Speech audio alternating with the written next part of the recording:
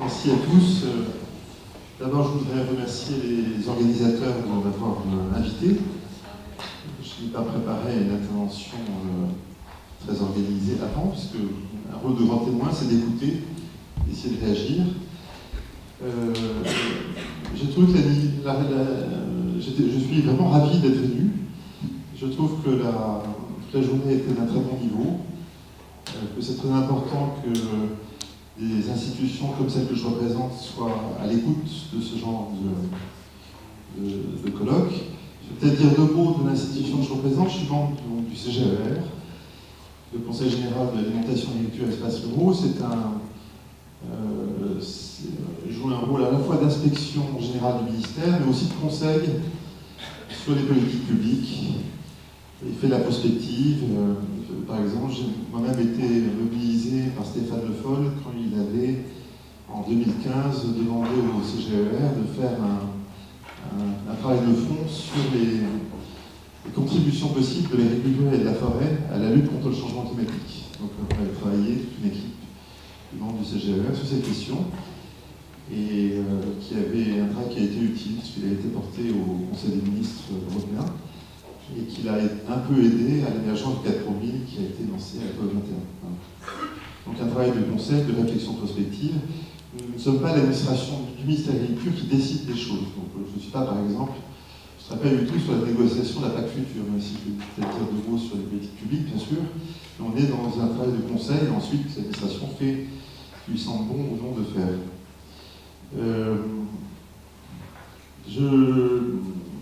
Moi, je suis intéressé par les problèmes d'agriculture de conservation des sols depuis très longtemps en réalité, parce que j'ai travaillé dans des climats tropicaux, à l'île de la Réunion, il y a 30 ans.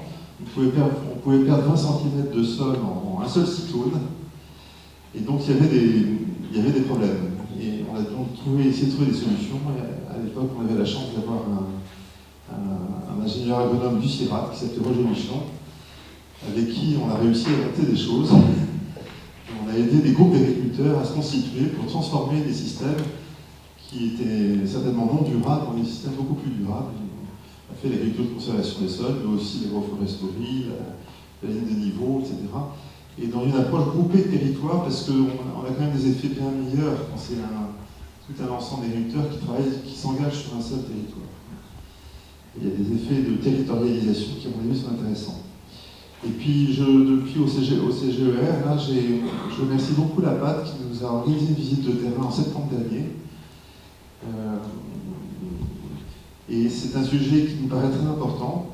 On a organisé une réunion en décembre, avec le président de la PAT aussi, mais également Jean-Pierre Sartou, qui, avec Michel Buru, m'a invité aujourd'hui à cette réunion. Donc, je les sollicite comme experts, ils viennent au CGER pour nous apporter leurs connaissances. Et je suis heureux qu'il m'ait invité aujourd'hui et que ce soit moi qui vienne à Toulouse. Bon. Voilà. J'ai beaucoup appris. Alors ce que je retiens d'abord, c'est qu'on a des défis. C'est pas original ce que je vais dire, mais moi je m'occupe de développement durable. Je me suis occupé de développement durable pendant 30 ans. Ça venait que depuis 10 ans, je suis revenu aux questions agricoles. Parce que je considère qu'elles sont très importantes par rapport aux problèmes globaux du développement durable. Qui sont les problèmes notamment des ressources, comment gérer les ressources. Il y a des ressources minières, puis il y a des ressources vivantes, renouvelables, ce n'est pas les mêmes. Et on a un grand défi. Au passage, on parle beaucoup de stockage de carbone. Il ne faut pas oublier l'enjeu de la substitution carbone par la bioéconomie. Je le dis parce que si on va se retrouver avec des ressources, même si on développe l'économie circulaire, on va se retrouver avec des ressources minières qui vont être raréfiées. Et on risque d'avoir des gros problèmes socio-économiques. Quand le prix des hydrocarbures va exploser, s'il explose un jour, ce qui est un peu inenvisageable. Et puis, quand on substitue des produits biosourcés à des produits conventionnels, on réduit les gaz à effet de serre. Vous évitez les émissions dans d'autres secteurs. On ne va pas raisonner l'agriculture que dans le secteur agricole. Il faut aussi raisonner les impacts possibles sur les autres secteurs qui sont l'énergie, les bâtiments, les transports. Et je pense que dans les défis, voilà, on doit penser la réorganisation du carbone, y compris l'enjeu de substitution du carbone vert au carbone noir. Voilà. Ça pour Alors le stockage est très important, mais l'enjeu de production durable de biomasse, l'intensification durable de biomasse, à mon avis, peut être un enjeu extrêmement important pour le futur de notre planète. Il y a l'enjeu alimentaire, l'enjeu des ressources, l'enjeu du changement climatique. Je pense quand même qu'au niveau environnemental, c'est l'enjeu numéro un, qu'il y a une nécessité de hiérarchiser les questions d'environnement. Parce que si on met tout au même niveau, on risque de se tromper tout à fait. Je crois que c'est très important. Et puis il y a l'enjeu quand même de la ruralité, des revenus, l'équilibre urbain-rural, des revenus agricoles. Et on voit qu'il y a tout un enjeu autour de l'agriculture qui sont des nouveaux enjeux, et on ne peut plus raisonner ces questions agricoles indépendamment des enjeux plus globaux du développement durable. Alors, je pense que ça a été bien ressorti de l'année, et quand on parle d'agriculture de conservation des sols, mais ce n'est pas les seuls types d'agroécologie qui sont des éléments de réponse possibles, on doit bien resituer les enjeux dans ces enjeux planétaires qui nous arrivent devant nous. Puis on a un autre grand défi, qui est quand même, on a une césure entre l'agriculture et la société. Notre nouveau ministre, M. Guillaume, a fait la lutte contre l'agribashing de ses priorités. Tous les jours, on a l'impression que beaucoup de gens cherchent dans l'agriculture des boucs émissaires des problèmes de l'époque, alors que l'agriculture est un élément de solution des problèmes. Donc là, il y a un grand problème, il faut renouer les liens entre la ville et la campagne. Et donc il y a un grand problème de communication, je pense. Et de formation des jeunes à ces nouveaux défis, et du rôle de l'agriculture, et aussi il y a un rôle de positionnement de l'agriculture elle-même par rapport à ces questions de développement durable. Enfin, il y a un enjeu de prise de conscience. Alors, l'agriculture de conservation des sols, je pense qu'aujourd'hui on a des éléments scientifiques. Je remercie beaucoup Jean-Pierre Sartou, exposé qui a été au ministère de l'Agriculture en septembre, qui l'a refait, l'amélioré pour nous au CGER en décembre. Parce que maintenant, on a quand même une mesure, on a des chiffres qui montrent les bénéfices, tous les services écosystémiques de l'agriculture de conservation des sols, comment elle est faite d'une vision agroécologique. Celle qui nous intéresse, c'était celle de ce qu'on pourrait appeler, entre guillemets, agroécologique. On a vu ce matin qu'il n'y avait pas les mêmes résultats selon la manière dont c'était fait, et qui repose bien sur les trois piliers. Et on voit aussi que, au-delà de la connaissance scientifique, il y a quand même dans beaucoup de pays, il y a une mobilisation qui se fait sur ces questions-là. Il y a un développement, il y a des enjeux, parce qu'il y a des enjeux, c'est pas limité aux seules régions du monde où il y avait des gros problèmes d'érosion des sols, que j'ai connus quand je travaillais dans le tropique, que j'ai connu aussi au Maroc. Moi, j'ai travaillé beaucoup sur le sud de la Méditerranée. On a des sols, on a des cas vraiment déplorables en Afrique de l'Ouest. Là, il y a des enjeux très importants de restaurer les sols, restaurer les terres. D'ailleurs, le GIEC, je me rappelle, dans son dernier rapport, dit que le secteur des terres, l'agriculture, les sols, la forêt, c'est 40% de la solution climatique. Et qu'une des deux, peut-être la première priorité, c'est la restauration des terres dégradées. C'est là où il y a le plus de progrès possible. Alors en France, même si les sols ont été dégradés, ce qu'on a donné des chiffres aujourd'hui en Europe, on a quand même des bons sols. C'est peut-être pour ça qu'on ne l'a pas assez développé, notre agriculture de conservation. Et c'est très bien que la métropole s'intéresse enfin. Le CIRAD, à mon avis, parce qu'il travaille outre-mer, il y a beaucoup à nous apprendre. Et c'est bien qu'INRA aujourd'hui se mobilise sur ces questions-là. Alors, l'autre point que je voulais souligner, c'est qu'il ne faut pas nier les difficultés, et en même temps bien regarder les atouts et les pistes. Alors, ce que j'ai retenu personnellement de la journée, c'est qu'on est quand même dans une matière complexe, on est dans la complexité. On a vu que les solutions, elles valent ici, mais pas là. C'est à chaque exploitation, on revient à l'idée que l'agriculture, c'est une idée fondamentale qui est très très ancienne. L'agriculture, c'est une science de la localité. On va trouver des solutions adaptées à sa propre situation. Et on est obligé, tout ça, ça nous invite à raisonner les fonctions multiples des systèmes agricoles et l'agriculture comme un système. Donc on sort des visions qui séparaient les choses, il faut au contraire les relier. On voit aussi, ce que j'ai noté, c'est, j'ai beaucoup apprécié ce matin ce qu'a dit Michel Uru, mais également des agriculteurs, c'est qu'on est dans des temps de cheminement. Enfin, c'est pas quelque chose de simple, hein, mais on progresse, vous avez dit, dans l'exploitation, on trouve des... Voilà. Parfois on se plante, mais on apprend aussi quand on se plante. On apprend quand on réussit, on apprend quand on se plante, et on trouve le cheminement. Voilà, on est dans des process. Hein. Et dans l'atelier agriculture dont j'étais, j'ai bien noté que parfois il faut regarder du pragmatisme. Il y a des moments où, en début, les travaux du sol, certains types de travaux du sol peuvent être justifiés, à condition de ne pas perdre l'objectif qui est d'arriver aux 3 piliers de l'agriculture de conservation. Parce qu'on voit bien que les bénéfices écosystémiques ils viennent de la bonne application des 3 piliers. Et donc il y a ces questions de cheminement, de pragmatisme. Donc il faut quand même beaucoup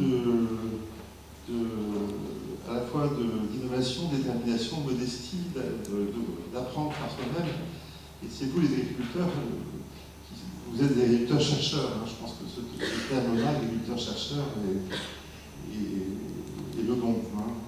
Et ça veut dire aussi, on a aussi un besoin de relier, la complexité, c'est aussi le besoin de relier l'amont et l'aval. J'ai bien apprécié aujourd'hui que ce colloque, il y a aussi des restaurateurs, et qu'on parle d'alimentation, qu'on relie la production et l'alimentation, le consommateur, le producteur. Parce qu'on voit bien que si on veut répondre aux deux grands défis qui sont le développement durable et renouer un lien entre la société et l'agriculture, il faut travailler cet ensemble-là. Hein.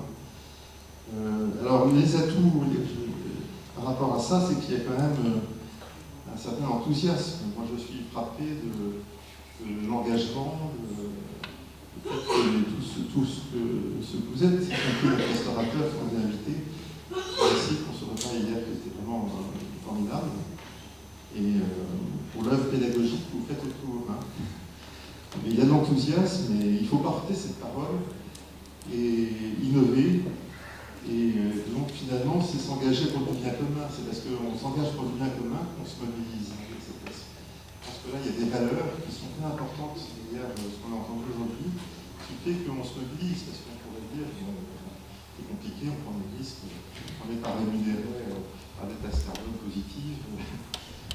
Pourquoi s'embêter? Non, on croit à quelque chose, on va de l'avant parce qu'on est des hommes qui sont des hommes et des femmes qui ont envie d'apporter des choses qui ont du sens de notre vie. Je crois que ça apparaît très bien dans les témoignages qui ont été donnés aujourd'hui.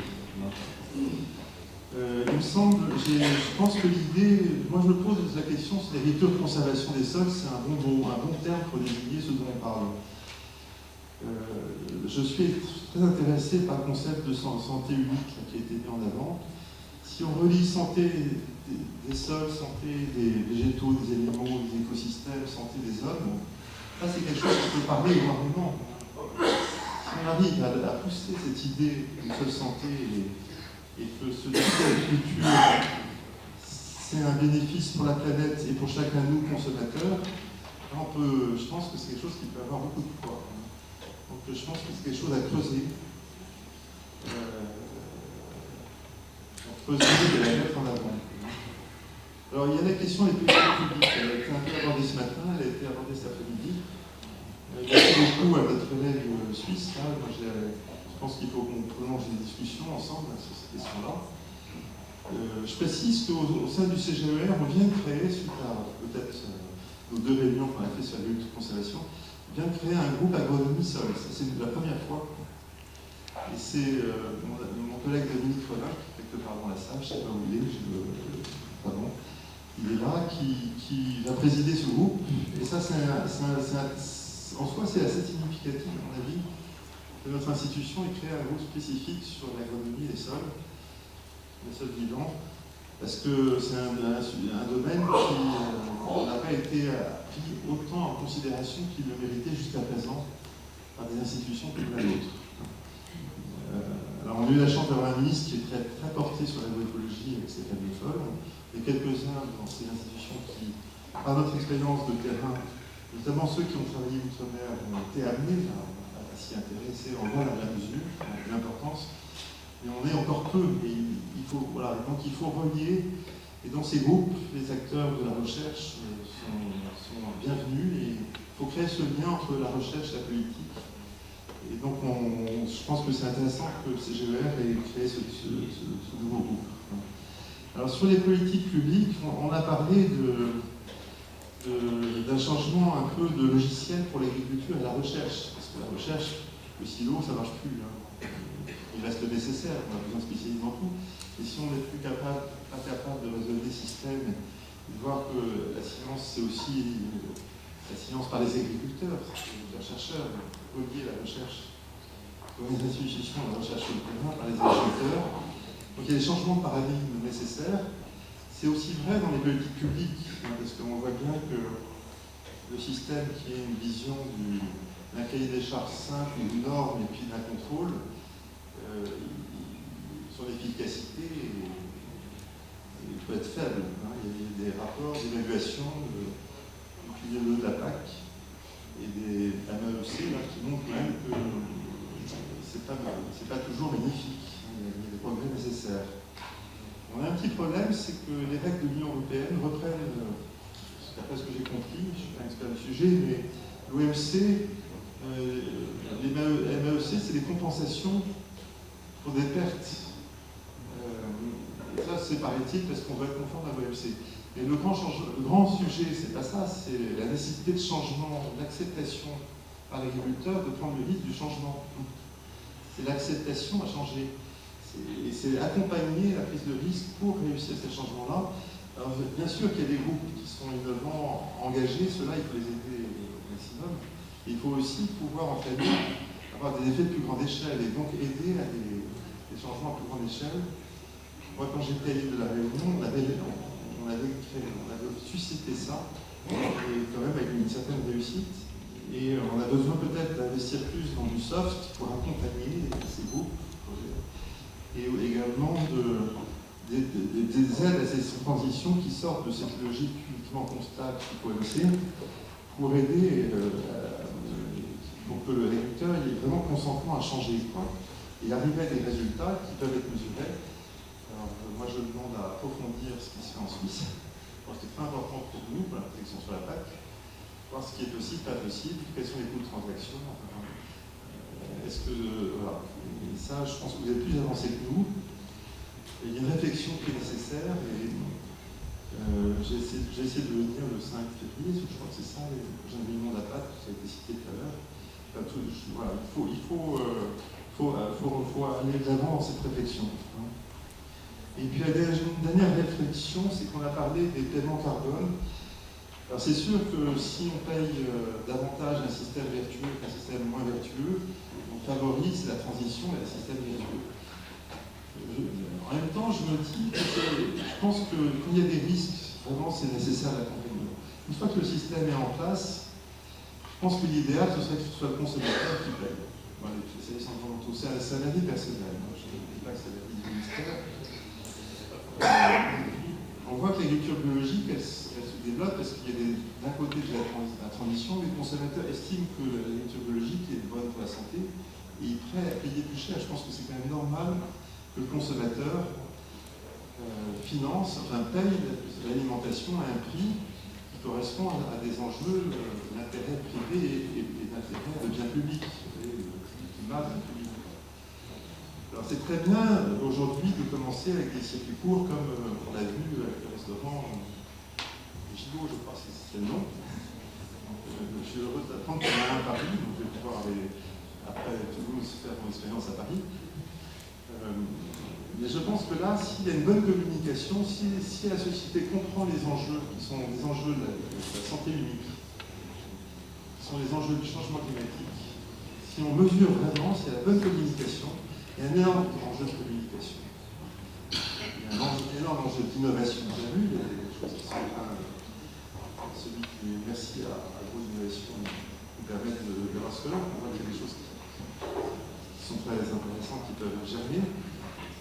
Enjeu d'innovation et enjeu de communication énorme. Et enjeu de relier les consommateurs et les producteurs pour aller vers des cercles vertueux de développement durable. En tout cas, je pense le souhait qu'on peut se faire à tous, c'est d'aller dans cette direction et donc travailler sur cette communication.